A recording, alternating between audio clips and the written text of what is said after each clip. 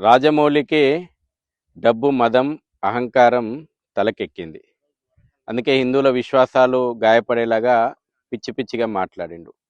యావత్ హిందూ సమాజం గడిచిన 2 రోజులుగా ఆందోళన వ్యక్తం చేస్తుంటే, తన ద్వారా జరిగినటువంటి పొరపాటుకు క్షమాపణ చెప్పుకోవడానికి కూడా ఆయనకు మనసు వస్తలేదు.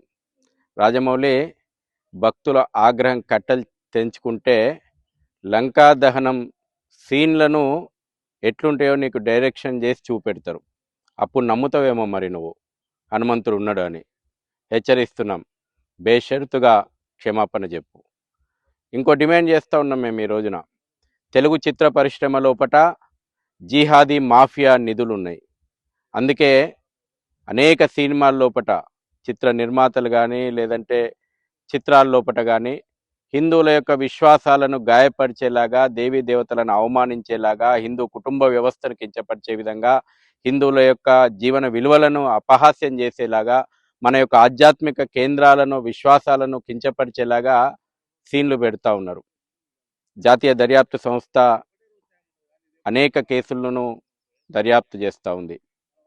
ముంబై లోపట మాఫియా దీని వెనకాల ఉన్నది. అందుకే తెలుగు చిత్ర పరిశ్రమ లోపట జిహాదీ మాఫియా నిధులపైన కూడా సమగ్రమైనటువంటి దర్యాప్తు జరపాలని కూడా డిమాండ్ చేస్తూ ఉన్నాం.